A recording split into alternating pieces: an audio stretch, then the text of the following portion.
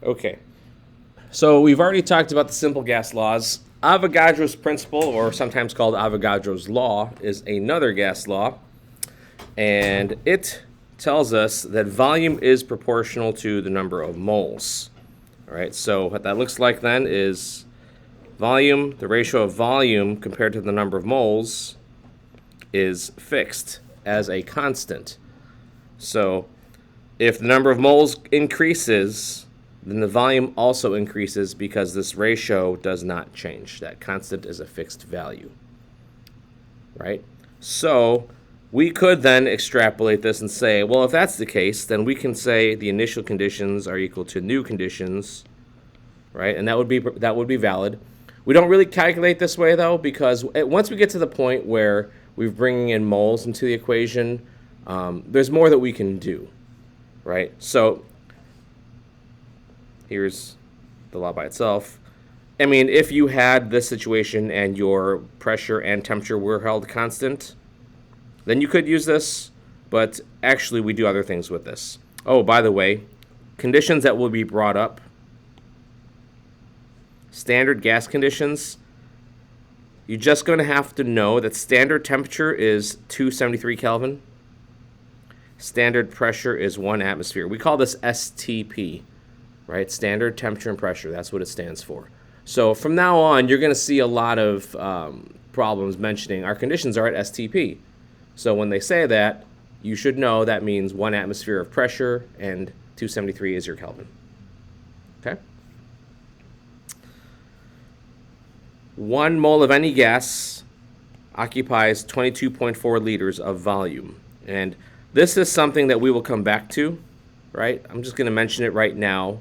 It's an equivalency. You could use it like this, 22.4 liters for every 1 mole. You could use it like a conversion. But the only time that this is true is at STP. Because if the temperature changes or the pressure changes, then this relationship is not true anymore. Then it starts to change. But we will come back and revisit this later on. That's not really what I want to get to today. I want to talk about the ideal gas law. So remember how we said there were 4 gas variables? Moles, pressure, temperature, volume. The ideal gas law incorporates all of them. Hence, it's ideal. It will address every variable. Now, this is actually the bridge now between gases and stoichiometry. Because back in stoichiometry, you learned about the relationships between moles of reactants, moles of products, and especially when they're gases, right? Well, if we can understand that mole ratios happen and there's some kind of product that's a gas, we can now use the ideal gas law along with the balanced equation to figure out how much of a gas will be made. Because this has moles now. And that's what the other gas laws were lacking. So, just a little background. If we go and look at the other laws so far, P1 V1 is equal to C, right? Boyle's law. V1 over T1 is equal to C. I'm going to call it C prime because it's a constant, but it's not the same constant. P1 over T1 is equal to C prime prime, and then V over N is equal to C prime prime prime. You have all of these relationships. You have all of these direct or indirect relationships that are set equal to some constant. If that constant is not yet defined, then these can all be incorporated into one law.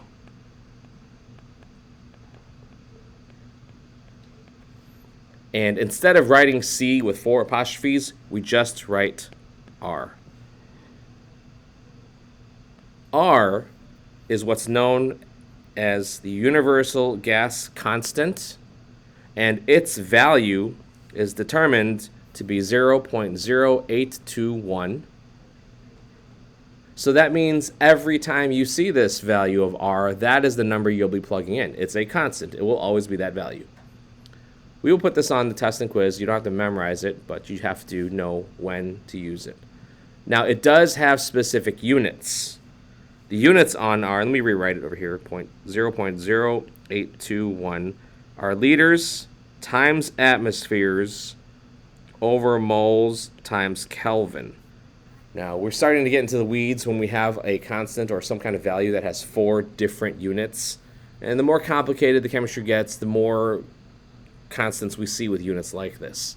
It's not a big deal, though, because these units are there purposefully so that all of our other variables' units will cancel appropriately. So, in order for us to use this law, if these are what the units are, then that means the units on all of these 4 variables here are specific. If R is placed right here, and these are the units for R, that means if you're going to be entering in a pressure value in this equation, your pressure must be in atmospheres. Regardless of whatever unit of pressure I give you in the problem, you have to convert it to atmospheres. N is the number of moles, and moles will be calculated in moles, of course, not grams. Got to convert it to moles. Volume has to be in liters, right? So the volume value has to be in liters. And your temperature is Kelvin, but that's no surprise because I've been saying that since day 1. All right. There are 5 variables here. If there are 5 variables, that means there's 5 ways that you can rearrange this equation. 5 different things you can solve for. You can solve for the pressure if you want. You can solve for the volume or the temperature or N, the moles. So let's just jump right in. I've got a sample of oxygen at 21.5 degrees. Okay, so obviously that's our temperature. Pressure is 785 torr. Volume is given. How many moles? They're asking for the moles. How many grams? So we solve for moles first. Okay, so if we look at our ideal gas law, if PV is equal to nRT, and they're asking for moles, we want to isolate N. So it means you're going to divide out RT from both sides. Okay, so PV over RT equals N. On a test, that would be your first point, getting there. Okay, so you need to make sure your units are in the correct units before you substitute. 21.5 Celsius, we can't use Celsius, so plus 273 to this. We're really going to get 274.5 Kelvin. Our pressure, 785 torr, cannot use torr. We have to use atmospheres. 1 atmosphere.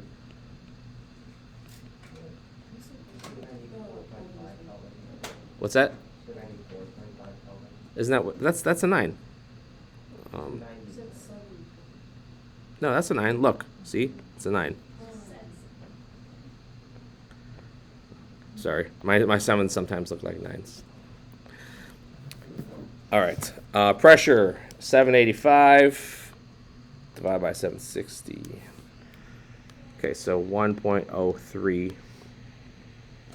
atmospheres. We have a volume of 435 milliliters, so 1,000 milliliters to liters, so 0.435 liters. Okay, we've converted our units. Let's go ahead and plug them in.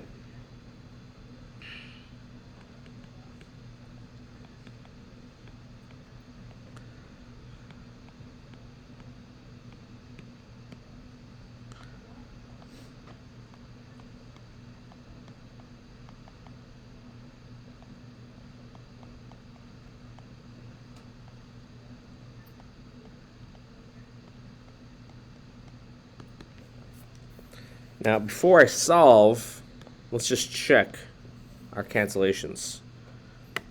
I've got atmospheres in the numerator, and they're in the denominator. I've got liters in the numerator and in the denominator. All right, so now just in the denominator, I have Kelvin being divided by Kelvin. So the only unit I have left is 1 over moles. And remember that when you're dividing by a fraction, this is really 1 times moles over 1, which means our unit should be moles. Which makes sense because that's what's being asked for, and that's how we set up our equation. So let's go ahead and calculate this.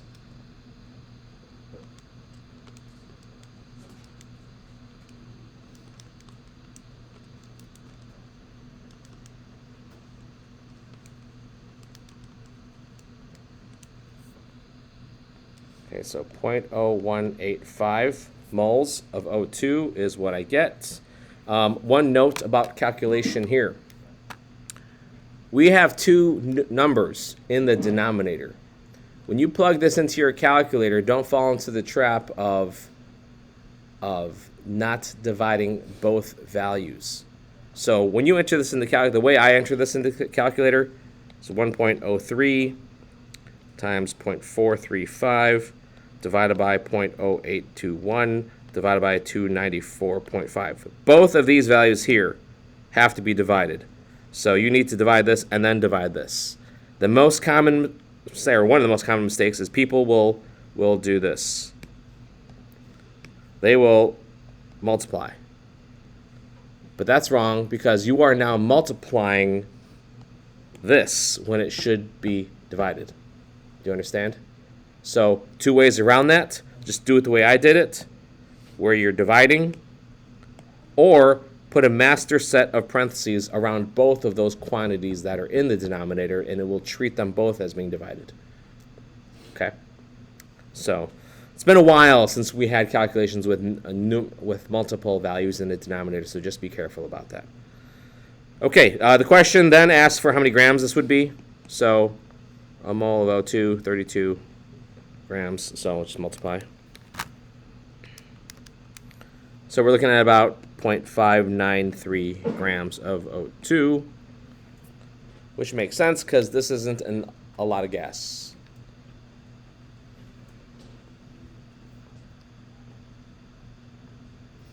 So we'll do that another. So basically,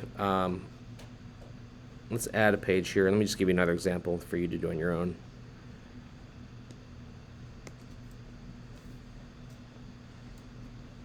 Okay.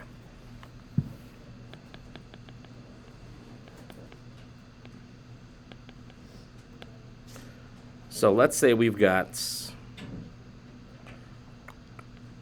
100 grams of O2 in a 1 liter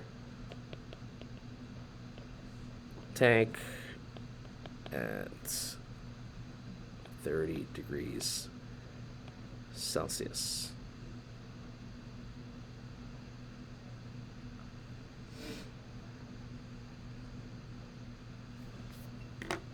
Okay.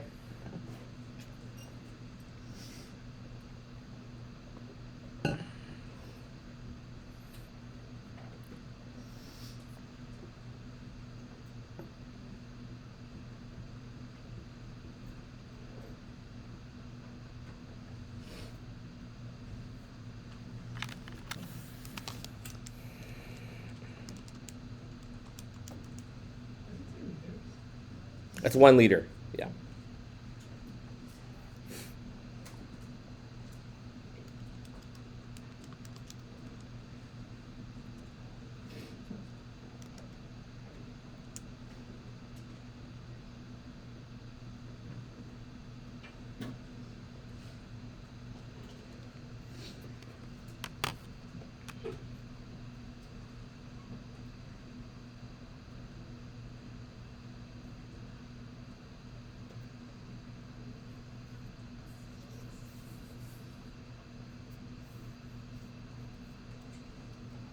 Remember that you can't use grams directly.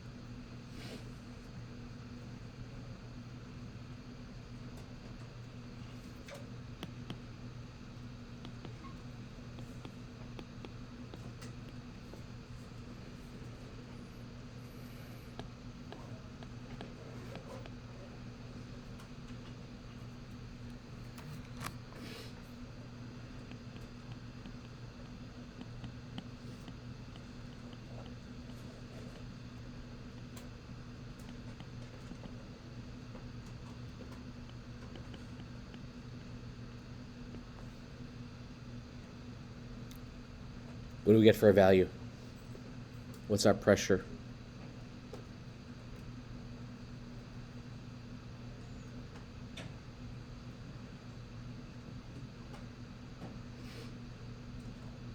Anyone? Dylan? Yeah, it's a lot of pressure. A lot of gas in a small space. Okay, so let's go ahead and substitute our values. We need to find our moles, so we divide by molar mass first. So 3.125 moles, 0.0821 liters, atmospheres, moles, Kelvin. Temperature is 303 Kelvin. And we're dividing this all by 1 liter. So the liters gone, Kelvin's gone, moles gone. You're left with just atmospheres. And we'll keep 3 sig figs, so 77.7 atmospheres. Okay, that's all there is to it. The ideal gas law is just another gas law. Right? You now have a variable of N, which is moles, and you have this funky universal gas constant, which is very finicky about units. Right? If you do not convert to the correct units, you will not get proper cancellation, and then it's just gonna be wrong. So if you ever forget which units you need to convert to, just look at the value of R. It tells you what units you have to be converted into, because that's the only way they're gonna cancel. If your moles are in moles, if your volume's in liters, and if your pressure's in atmospheres. Yes?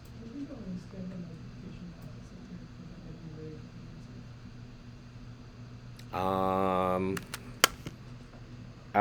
I did was literally type in what you see. So I took the 3.125, multiplied by 0.0821, multiplied by 303. And then I guess you could divide by 1, but... No. The units are liters times atmospheres over moles Kelvin, but the value is 0.0821. You're not dividing by it. Okay? All right, that's the ideal gas law. All right, it has all 4 variables, hence it is ideal. Okay.